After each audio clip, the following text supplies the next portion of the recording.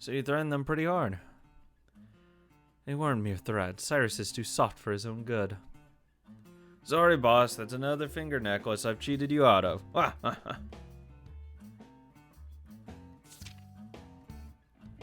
Estelle, here's the receipt. Hand it over to Rose if you would. Then if you'll forgive me, I'll take my leave. What is it? Are you going home? Some urgent business came up. I spent last night in the office, so I'll be going home now. You okay? You look a little shaky. A sudden wave of drowsiness hit me. I'm getting too old to pull all-nighters. Leo, would you escort my brother home? I'll write it on a map for you. Thanks, Dad. Richard's office was in the apartment area, not so far from his office. It was a bit surprising to see that. Though he must have been making quite a bit. He lived in an apartment like a working-class man. You ever worried that someone will just come to your house and kill you? Because, you're a fucking loan shark, basically. Or not really a loan shark, but you give out people money and they might, get upset. Thank you for driving me. Get desperate. Thank your sister. It's no trouble. Well, then, I'll take my leave. Good night. You're looking shaky. I'll escort you to your room. The weariness must have hit him all at once. Richard really did look shaky. On top of working all night, he'd been forced to deal with a customer making difficulties about repayment. At this rate, he might fall over right there, and fall asleep. Leo decided to lend him a shoulder. His home was on the first floor. Richard opened the front door. The front landing was, like you'd expect from him, methodically neat. Guess I'll leave you there. Here. Good night. I feel sorry for letting you go without a present, even though you brought me here. I don't need souvenirs. I've worked for my salary. I've just worked for my salary. What's wrong? Leo had found something odd. It wasn't strange to see laundry hanging up to dry inside a building. However, it was strange to see long, white strips of cloth hanging up to dry. Those are too thin to be towels, aren't they? They're for diapers. I'm sure you know what they are. You have a kid? Well, I was wondering why they were hanging up to dry. Is there a problem with having them in my house? So you're a fan of these? Well, I've heard of some adults with particular tastes enjoy wearing them. No, I'll pretend I saw nothing. Don't want to butt in on your private life. I'm not sure what you're talking about, but I get the feeling you're making a rude misunderstanding. At that moment, an elderly woman with a baby on her back appeared from the apartment across from him. Oh my Yogi, welcome home. Hello, landlady, I'm back. Thank goodness. Yuji's been such a good boy waiting for you, haven't you? Oh, Yuji. Oh, such a good boy. Pappy's here. Oh. So, has he been a good boy? He hasn't caused you any trouble, has he? He certainly has been good, isn't that right, Yuji? Oh, that's a good boy. Good God. I think I've managed to see a pretty incredible side of Richard. I never knew you had a kid. What? What the hell? He looks so out of place. It isn't mine, it's my little sister's. Okay, wait. Oh, hey. Who didn't pull out in time? That's Stella's kid? No, Stella's little sister. Her husband... Oh, God, thank God. Oh, God. That would have been awkward. No, Stella's little sister. Her husband died in the war, and she herself passed away in an accident. Oh. That's less exciting. I'm sad. I see, so that's how it is. I took him in, and the landlady here is gracious enough to look after him while I'm at work. So I get to see the heartwarming side of a self-proclaimed cold-hearted, heartless moneylender. What's his name, Yuji, was it? Yuji Eugene Mayugi. By the time he becomes an adult, Japanese names might not have any meaning anymore. Seems that Rose calls me a man who acts cold, but is warm on the inside. However, that is a mistake. I was the ruthless man I appear to be. You mean in the past? At the very least, you've changed now.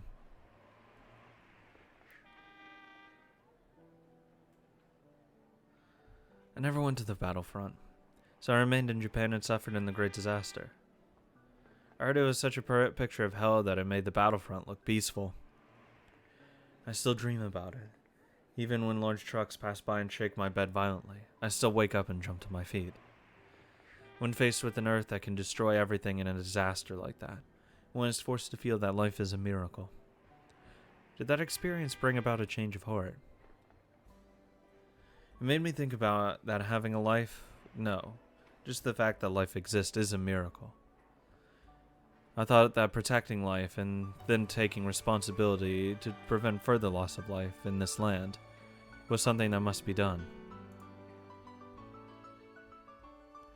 Richard had inherited his parents' money-lending profession. His prudent parents had cleverly divided and hidden their assets, making it impossible to gather a significant foothold even after the disaster. The only relatives of mine that survived the disaster were my 2 younger sisters. That's when I had a revelation. I must protect my family in the stead of our deceased parents. I began rushing to earn money even more ruthlessly. As the saying goes, even the trials of hell are moved by money. With money at our side, we could overcome whatever world we were placed in. To protect my sister's unborn child, I earned more and more money, going to all the limits. You're a man worthy of respect. Who cares for his family? And then, when my younger sister died and I started raising her child, I began to think even more.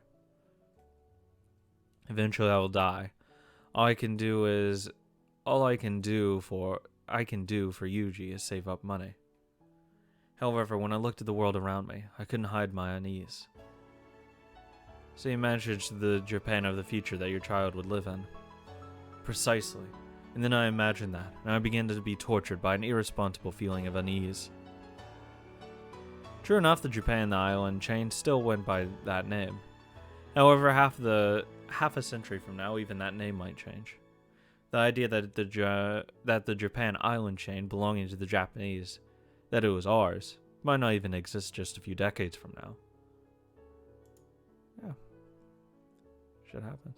In the distant, almost unimaginable future of the 21st century, half a century from now, Japan might slowly die, and the Japanese might become a minority hiding away in secret. I don't want this child to be thrown out into the future like that. Even saving up money would not change our harsh future. However, there was nothing else to be done. For a long time, I was without hope. The future, for the next generation after us. Despair for the future, known for the first time after starting to care for a child. For a single man like Leo, it was an emotion he'd never felt before. So he understood. Yeah, I mean, if you're out there, you're kind of like, you have to kind of worry about what they have to deal with in the future, because that's, your kid. What Rose is trying to do. Yes, what she's trying to do. Will end up protecting this child's future.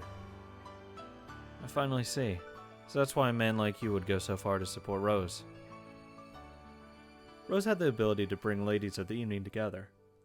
But she knew nothing of the politics, diplomacy, and accounting necessary for a madam's job. After all, she'd left almost all the money matters to Richard. If Richard wanted, it would probably be easy for him to take over Primavera from behind the scenes. Yeah, it would also be pretty easy to take, all of her fucking money. However, even though Richard supposedly had no obligation to Rose, he had silently sworn his allegiance to her. It didn't start off that way. I must admit that I had some aspirations of getting her to trust me, and then running off with everything. However, ever since Rose started saying that we should prioritize our countrymen when making deals, and began to talk about our goals at length, she changed how you felt, too. It felt as though, for the first time, the darkness between us in the future was swept away. At one time, I thought that only money could do such a thing. However, now, I can see clearly how unreliable money is. Even if Japan is destroyed, there's a future where we will get by, helping our fellow countrymen.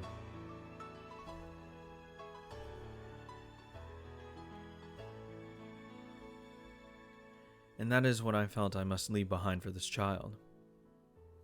It was as though his drowsiness had been swept away. Richard kept on speaking eloquently.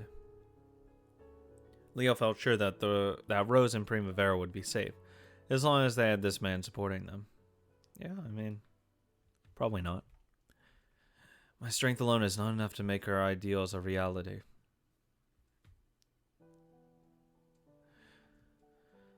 Leo, your strength is also essential.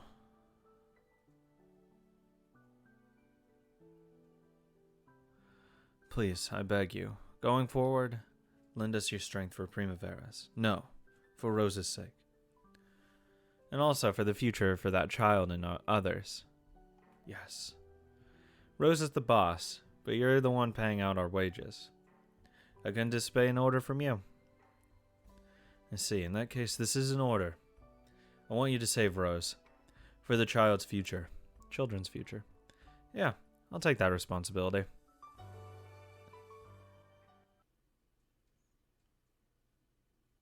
Talk about fucking, like, ending out of nowhere. Holy shit. Okay.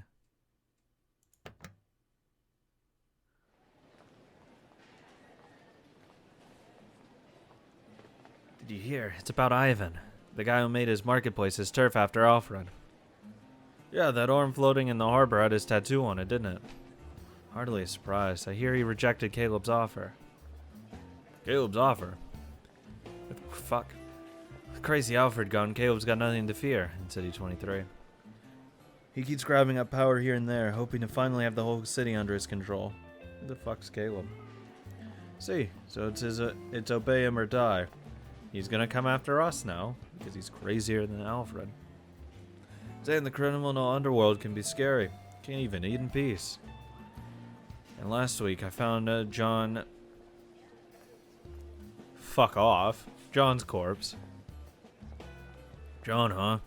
He was the guy who controlled the shipping union, right? Rumor has it even his parents were found torn apart, so you could hardly recognize him. That was probably Miguel's work. Miguel Kurashiki. That's Caleb's protege and assassin, right? Oh! Caleb's Kurigi, then. Oh, okay. Thanks, bro. If Alfred was crazy of the north, Miguel's the crazy of the south. They're just as crazy, but Miguel has someone holding in the reins. That's why Alfred was always worse. Or once those reins are let go, Miguel's the more dangerous one. Everyone in the criminal underworld's cowering in the corners. Rumor has it even James Tomitake's family has accepted Caleb's offer. Even the Tomitake family. Wasn't that the big family making a bundle off gambling dens? I mean, if your options are dude or getting fucking torn apart. I heard he even had quite a few veterans from the front lines as his troops. James is no fool. He quickly realized he was no match for this foe. It's not even a question of whether you obey or not. It's whether you get in with the victor or not. It's probably just a matter of time before Caleb becomes the boss of City 23's criminal underworld.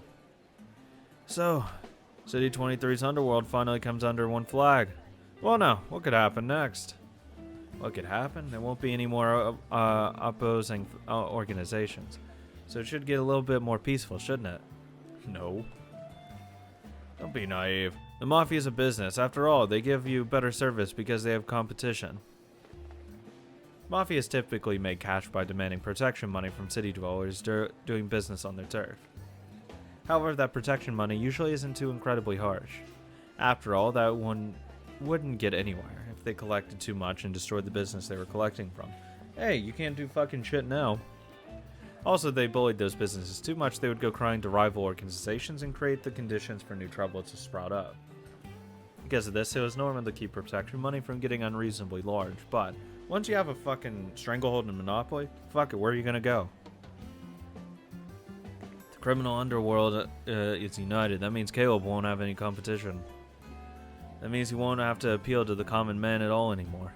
Looks like the bad times are just getting started. Yeah, it's gonna be fucking shithole. Thank God we are in bed with the U.S. military. Hey, are you serious? Won't those big shot Americans troops do something about it? I mean, if we leveraged our power, we might do something. If you become the ruler of the underworld, you'd probably have enough money to do as you pleased. He's gonna use that to win over the high-ranking officers in the occupying forces. I mean, how much can like money get for people that already have a bunch of money? Like, these people shouldn't have to worry about that. Uniting the City 23 underworld. And if he's got backing from the Stars and Stripes as well, no one will be able to disobey him.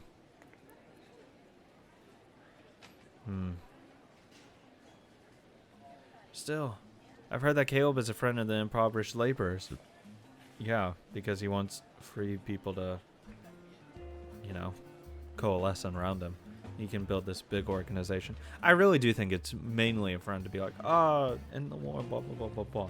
He is furthering his own interests. Why would you have someone that's like really fucking crazy working with you if you want to like to help these Japanese people and all that? Why are you killing Japanese people? Come on, dude. Really? Eh? Oh yeah, I heard that too. There's a rumor he's talking about fighting to get his countrymen their jobs back. Yeah, the ones that listen to him. The other ones can fucking die, right? It's just like an election. Of course he's gonna say things that sound good before he's elected. At any rate, there's nothing we can do about it.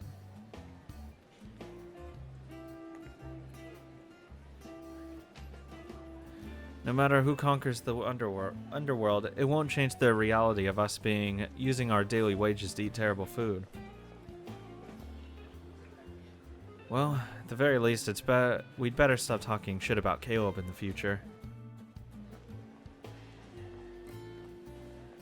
Who cares? Just who is this Caleb person? At best, he's just the king of bugs. Hey, if Miguel hears you saying that, you'll get gutted even if you're right in the middle of a busy street. Don't threaten me. I don't want to die when I've never been with a woman. Calm down, even Miguel would hesitate to get a grimy guy like you, afraid of dirtying his favorite knife. Got that right.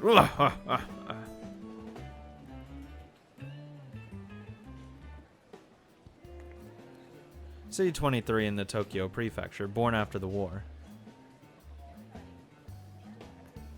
At one time, its underworld was a mass of fighting factions led by crazy men.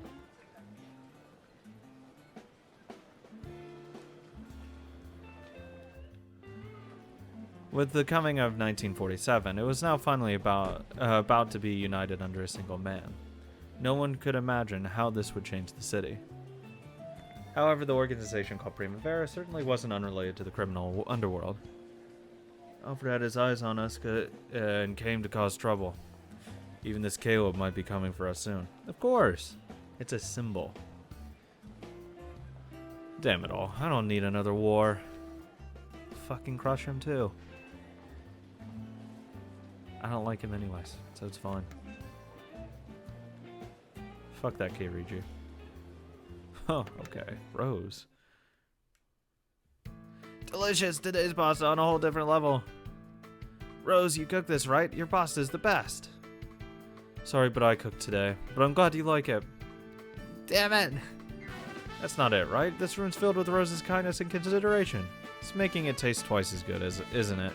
Yes, that's right. Wait, no. You sound after Rose's name, old man.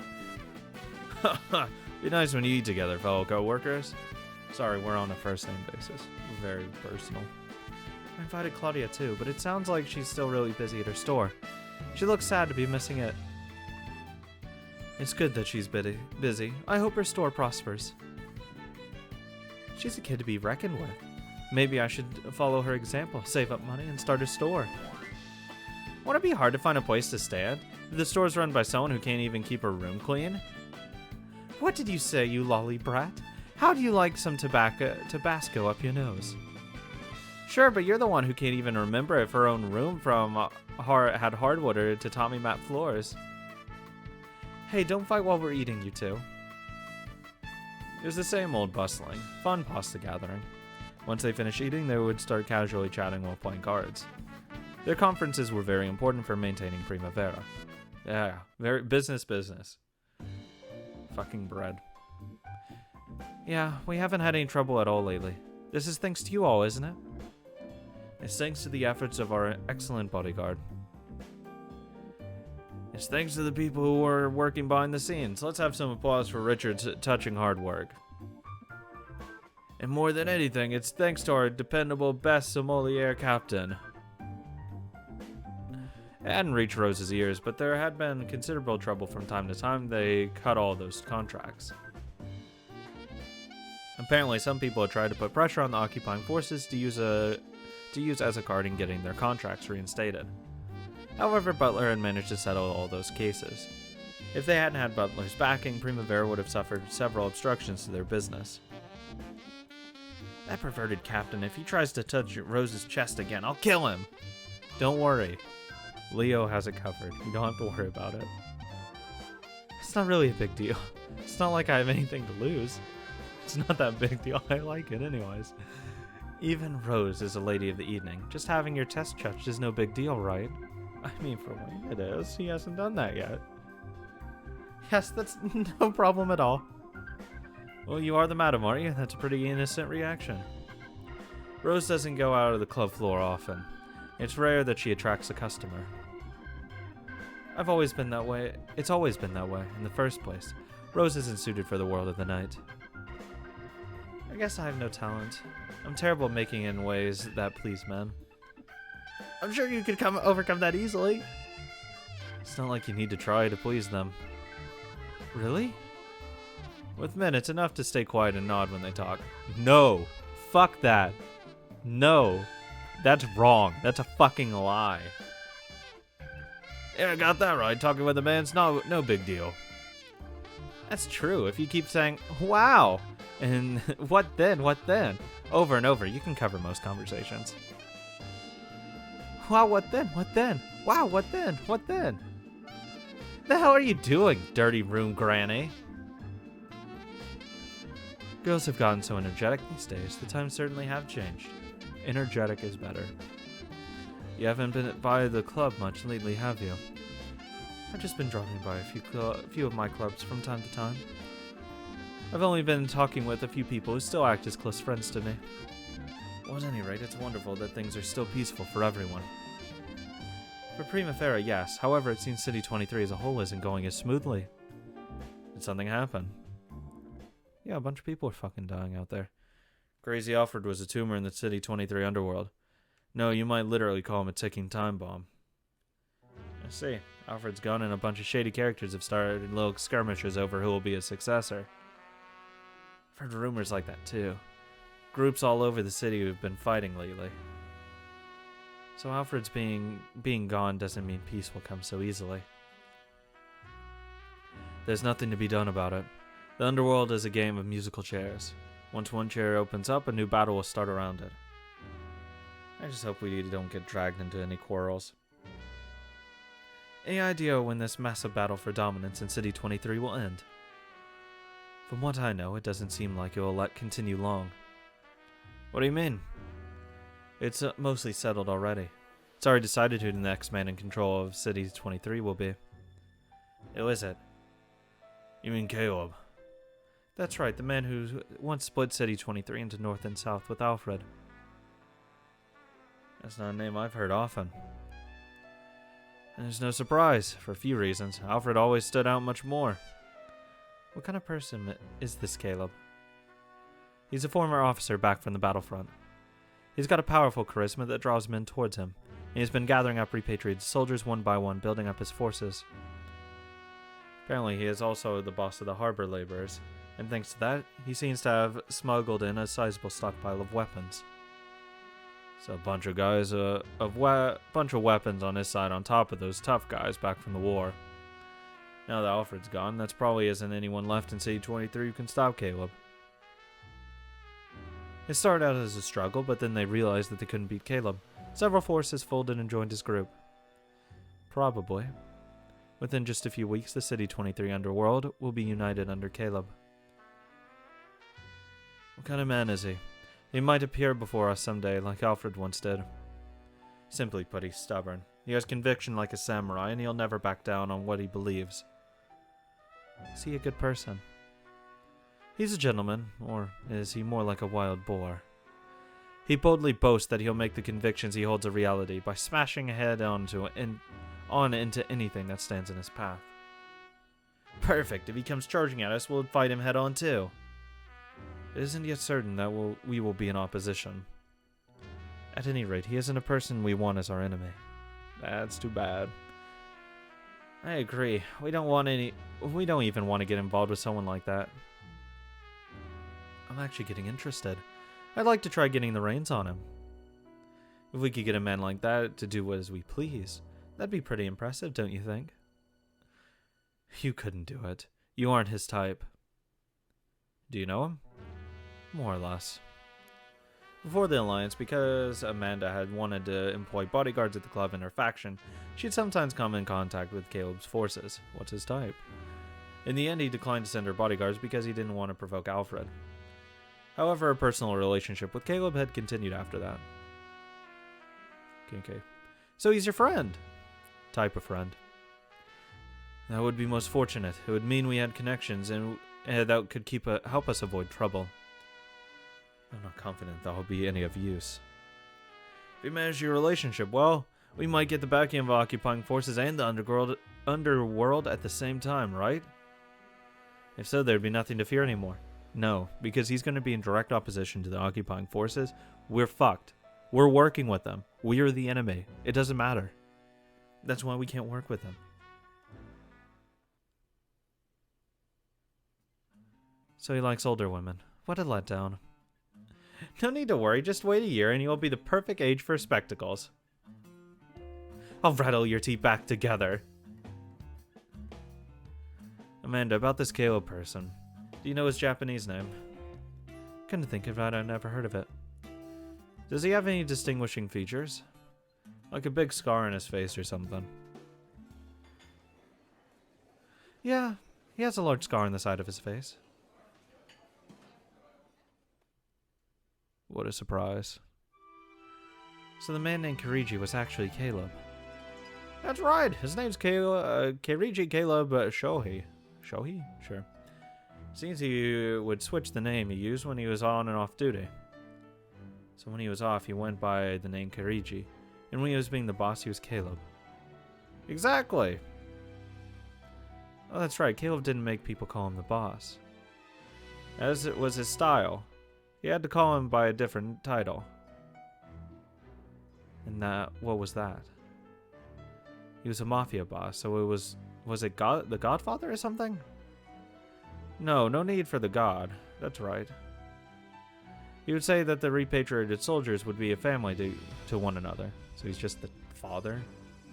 So they'd call themselves the Caleb family. And he himself was. He made them call him father. For wars between countries and feuds in the criminal underworld, things only drag out when both sides are struggling. Once one side gets the upper hand, it just keeps tilting in that direction. Opposing forces only fought with Caleb in the beginning. Once his overwhelming power forced them to surrender, they all began racing each other to join him. As Amanda had predicted, within a few weeks, all the quiet feuds within the underworld had been resolved.